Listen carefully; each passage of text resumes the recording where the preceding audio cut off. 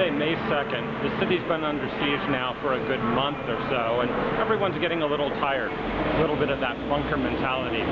I've decided not to let it get me down, though. I'm going to go on a day trip outside the province to Samut Songkhram, taking a train to Mae Khlong. Quite a little adventure, I think, and at least it'll be a break from red shirts and yellow shirts. Instead of departing from Wongwian Yai Station, the main station in Bangkok, we're actually going across the river to the West Bank or Thonburi side, and we're going to the end of the current SkyTrain line in Wongwian Yai. And there's a little tiny train station called the Wongwian Yai train station that I think should be within easy walking distance. Let's see, we're here, and we need to go up here near the traffic circle. So on the map that doesn't look too bad. Of course, there's no breeze today also, and it's like 85 degrees already at 8 in the morning. We'll see how that works out.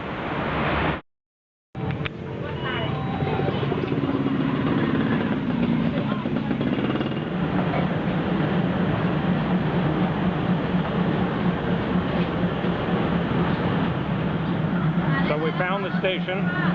We bought some snacks to eat on the train. Should have probably gotten a plastic bag also. All we need to do is get on the train. And I can't tell if this one's running late and it's the last hour's train, or if it's running early and it's the next hour's train. But we'll find out.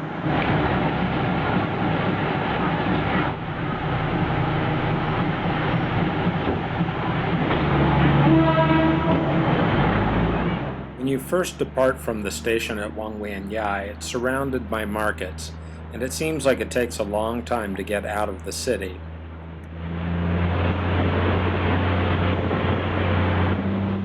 Every so often you think you're outside of the city, but then suddenly there's a reminder that no, in fact you're still in the city, or at least in the suburbs, housing estates and all that.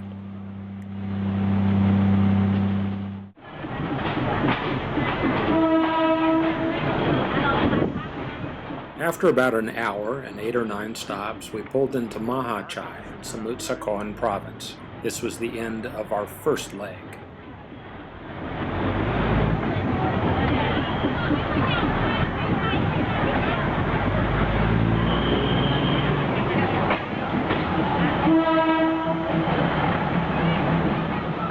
So we've made the first leg of the journey successfully. We're here in Mahachai, also known as Samut Songkhram province. Now we're on one side of the river. We need to get to the other side in order to take the second leg of the train.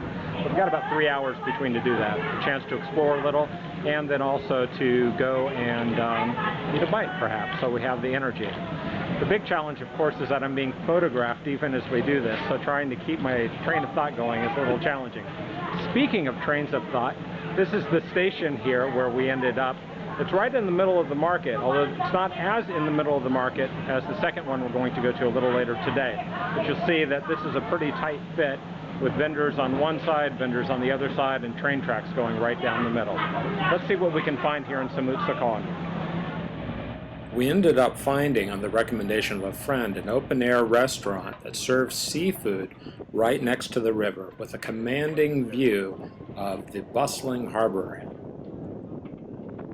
We enjoyed a great and inexpensive feast, including Thai chili sauces, a fried omelet with dipping sauce, mixed vegetables, a soup known as geng som, which is a tamarind-based seafood soup, slightly spicy, fried rice with salted fish and crab, and the specialty was grilled river prawns, and boy, were these fresh.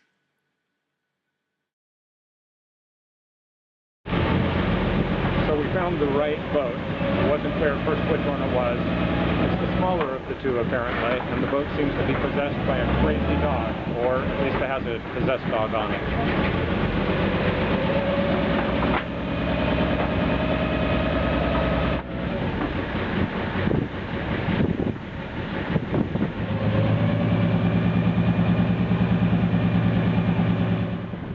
As we approached our destination pier, I noticed the tide was out. No problem, we'll just disembark across the bow of the boat onto the most unstable pier I've ever seen.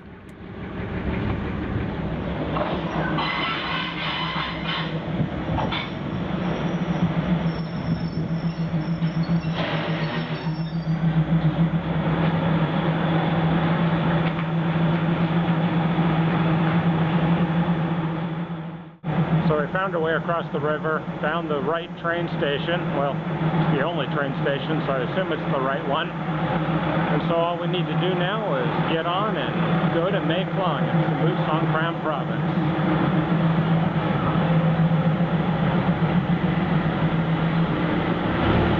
The trains that run on this line are definitely classics, shall we say.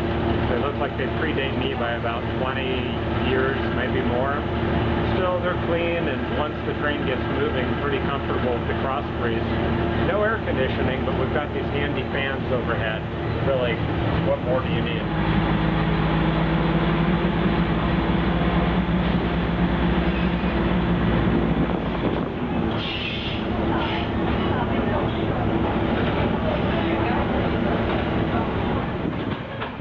The second leg had a lot less development. After we left the immediate area of the city, we were very quickly out in the countryside, and there really wasn't much there. And when I say there wasn't much there, I'm serious. This was one of the stops we stopped at on the way to Mae Khlong. Nothing more than a shack. For the most part, the province is known for its salt production, and we passed miles and miles of salt evaporation ponds. Along the way, we were definitely rocking and rolling on tracks that were a lot less even than on the first segment.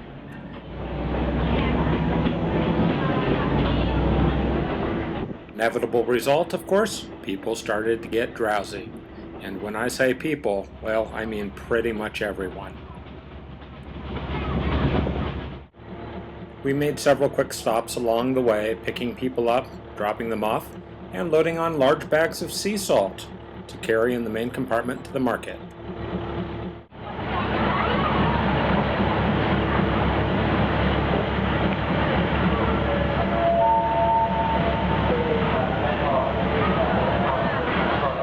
We're here in Mae Khlong in Samut Songkhram province. End of a 6-hour journey or so getting here, but it's been lots of fun. And the whole thing this area is known for is that the train passes right through the market. But how can that be? Well, follow me and take a look right over here, and you'll see the market right across the street that we just came through. So everything pulls back, makes room for the train to pass through, and then as soon as the train is through, everyone flops back out. So in another 40 minutes, when we go back the other way, we're going to have to do the whole thing again. And that's life here in Samut Songkhram.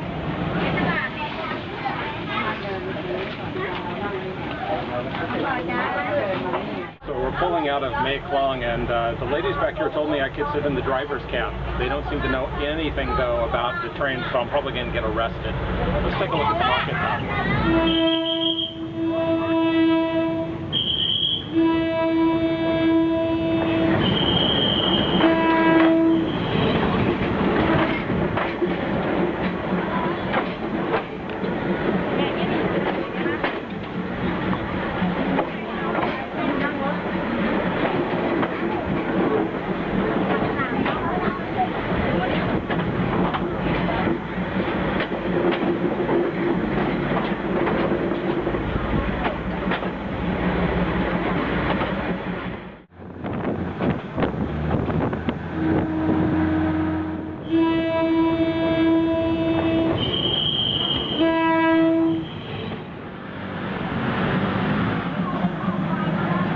We're back in Thonburi on the west side of Bangkok in Thailand after about 10 hours total travel time.